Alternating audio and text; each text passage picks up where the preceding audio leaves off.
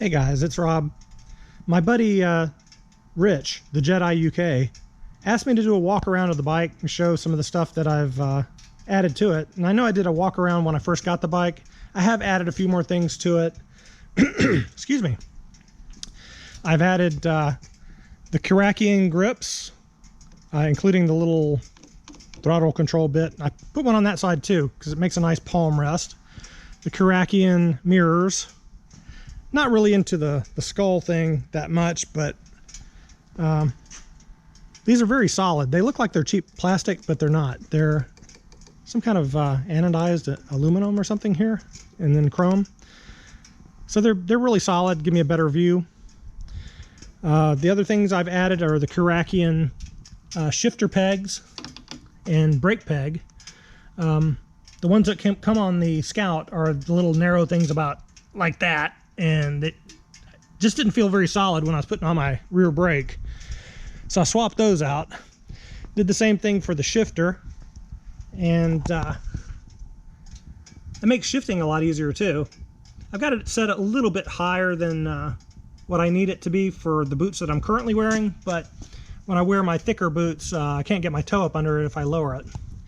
And I got the OEM floorboards, which you've probably seen in another video. Those are holding up well. Those were a good purchase. And the bars here, got those. Those were put on by the dealer.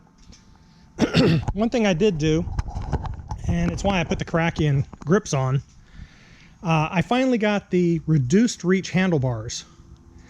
And I keep wanting to call them extended reach because I'm thinking that they are extending out towards me, but actually it's reduced reach because it's reducing my reach to the bars.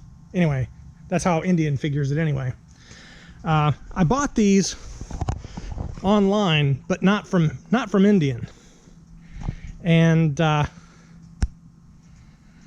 Indian had them on back order for like 2 or 3 months.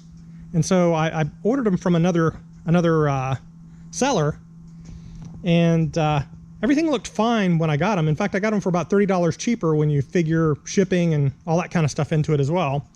I got my grips glued on, got everything put back together, and then I realized this left side is like, I mean, just like maybe a ½ inch lower than the right.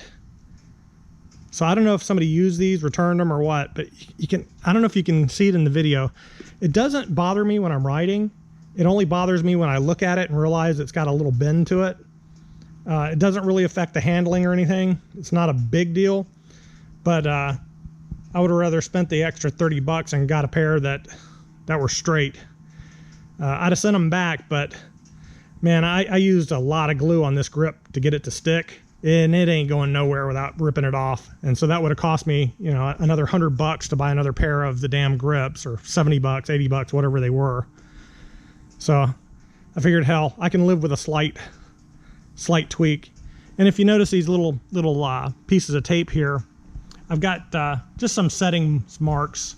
In a way, they feel a little high right here, but when I put them down lower, they don't feel right at all. And when I put them up higher, they even feel worse.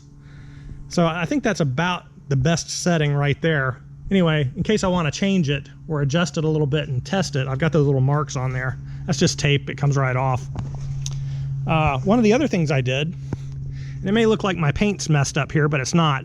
I got some of that vinyl film like they put on the front of cars. Like high-end cars will get this stuff put on them.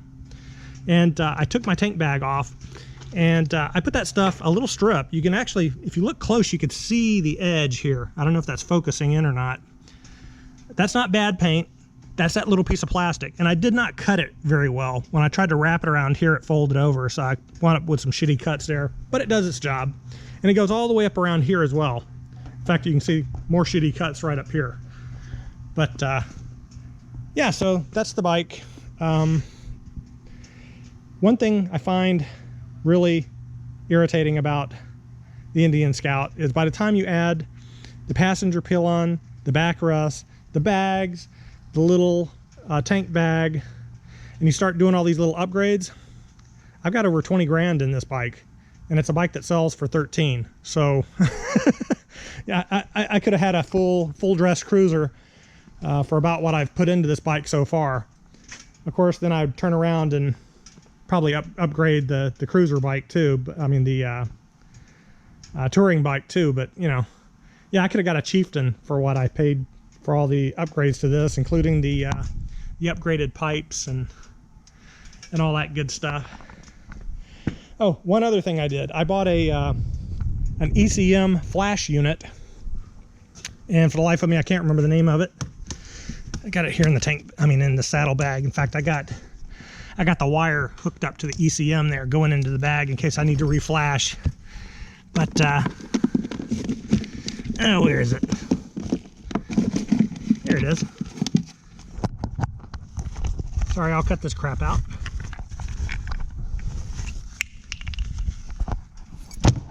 So there we go. Got little Dynojet CX unit.